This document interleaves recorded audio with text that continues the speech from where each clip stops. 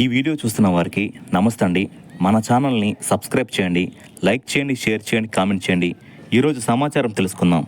PRC కమిషన్ను వెంటనే నియమించాలి, ఉద్యోగులకు వేతన సవరణ చేయాలి. ప్రభుత్వాన్ని ఏపీ ఎన్జిఓ అసోసియేషన్ రాష్ట్ర ప్రధాన కార్యదర్శి సిహెచ్ పురుషోత్తమ నాయుడు గారు డిమాండ్ చేశారు.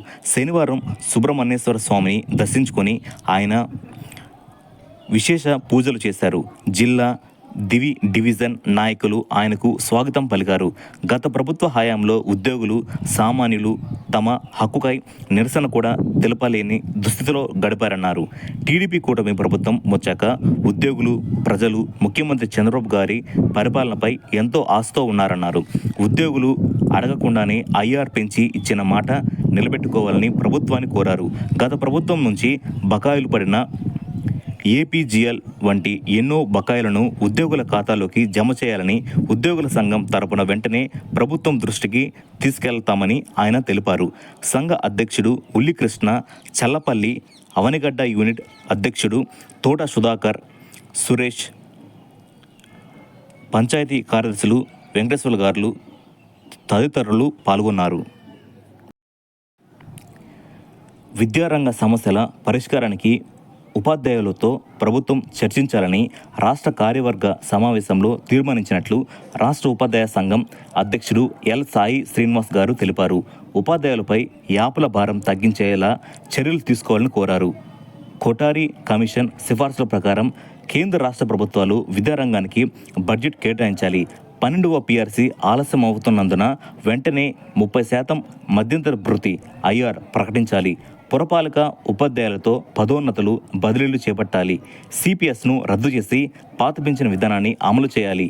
సిబిఎస్ఈ విధానం తొలగించి రాష్ట్ర పరీక్షలు విధానం అమలు చేయాలి అని ఆదివారం ఓ ప్రకటనలో తెలిపారు. ఇప్పుడు మరో సమాచారం తెలుసుకుందాం. గ్రామ వార్డు సచివాలయాల్లో ఉద్యోగుల పరిస్థితి అయోమయంగా తయారైంది. 2024 జూలై 31 నాటికి 5 ఏళ్ల పాటు ఒకే చోట పనిచేసిన వారికి బదిలీ వర్తిస్తుందన్న ప్రభుత్వ నిబంధనతో వీరు గందరగోళానికి గురయ్యారు. 1,34,000 మంది సచివాలయ ఉద్యోగుల్లో 1,00,000 మందికి పైగా సర్వీసు 2024 అక్టోబర్ 1 నాటికి 5 ఏళ్లు పూర్తవుతుంది. పరిపాలనా సౌలభ్యం పేరుతో బదిలీ చేసే వీలున్న ఏ కొద్ది మందికో అవకాశం ఉంటుంది. 5 ఏళ్ల సర్వీసు పూర్తి కానందున మిగిలిన వారు దరఖాస్తు చేసుకున్న నిష్ప్రయోజనమే అవుతుంది. ఈ కారణంగా మండల, జిల్లాయేతర ప్రాంతాల్లో 4.5 పైగా పనిచేస్తున్న ఉద్యోగులు తీవ్ర ఆవేదన చెందుతున్నారు. ఏడాది క్రితం నిర్వహించిన బదిలీలో తీవ్రమైన ఆరోగ్య సమస్యలతో బాధపడుతున్న వారికి ప్రాధాన్యమిచ్చారు. అంతేకాక భార్యాభర్తలిద్దరూ ఉద్యోగులైన వారికి బదిలీకి వెసులుబాటు కల్పించిన కొద్ది మందికి అవకాశం లభించింది. ఉద్యోగుల్లో అత్యధికులు అవివాహికులు కావడమే ఇందుకు కారణం. బదిలీలకు ఒకే చోట 5 ఏళ్లు సర్వీసు పూర్తి చేసి ఉండాలన్న తాజా నిబంధనతో ఇప్పటి వరకు 4 ఏళ్ల 9 నెలల సర్వీసు పూర్తి చేసుకున్న సచివాలయ ఉద్యోగులు ఆందోళన వ్యక్తం చేస్తున్నారు. బదిలీలకు కట్-ఆఫ్ తేదీ అక్టోబర్ లేదా నవంబర్ వరకు పెంచాలని ప్రభుత్వాన్ని కోరుతున్నారు. ఇప్పుడు మరో సమాచారం తెలుసుకుందాం.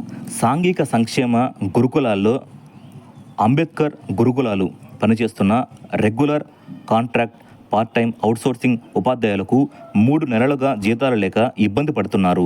ప్రభుత్వం వెంటనే జీతాలు చెల్లించాలని షెడ్యూల్ ట్రైబ్స్ టీచర్స్ ఫెడరేషన్ వ్యవస్థాపక అధ్యక్షుడు గొర్ల సుధాకర్ గారు కోరారు. ప్రతి నెల 1వ తేదీనే జిల్లాలు చెల్లించేలా గురుకులాలను కూడా పాఠశాల విద్యలో విలీనం చేయాలని ఆదివారం ఆయన ఓ ప్రకటనలో పేర్కొన్నారు. ఇప్పుడు మరో సమాచారం తెలుసుకుందాం. ఉపాధ్యాయ దినోత్సవాన్ని పురస్కరించుకుని సెప్టెంబర్ 8న హైదరాబాద్లో జాతీయ స్థాయిలో డాక్టర్ సర్వేపల్లి రాధాకృష్ణన్ ఉపాధ్యాయ రత్న, రాష్ట్ర స్థాయిలో ఉత్తమ ఉపాధ్యాయ పురస్కారాలు 2024 ప్రధానోత్సవం కార్యక్రమాన్ని నిర్వహిస్తున్నామని, అభ్యర్థుల ఎంపికకు దరఖాస్తులు ఆహ్వానిస్తున్నామని సర్వేజన సుఖినోభవంతు సాహిత్య సాంస్కృతిక సామాజిక సేవా సంస్థ వ్యవస్థాపకుడు అధ్యక్షుడు లయన్ డాక్టర్ ఈఎస్ఎస్ నారాయణ గారు శనివారం ఒక ప్రకటనలో తెలిపారు. విద్య, విజ్ఞాన బోధనతో పాటు సాహిత్య, సాంస్కృతిక, కళా, క్రీడా రంగాల్లో ఉత్తమ పౌరులుగా విద్యార్థులను తీర్చిదిద్దుతున్న ప్రభుత్వ, ఎయిడెడ్, ప్రైవేట్ విద్యాసంస్థల ప్రిన్సిపాల్స్, అధ్యాపకులు, ఉపాధ్యాయులు దరఖాస్తు చేసుకోవాలని సూచించారు. మన ఛానల్లో ఇన్ఫర్మేషన్ జెన్యూన్గా ఉంటుంది. So please subscribe, like, share. Thank you.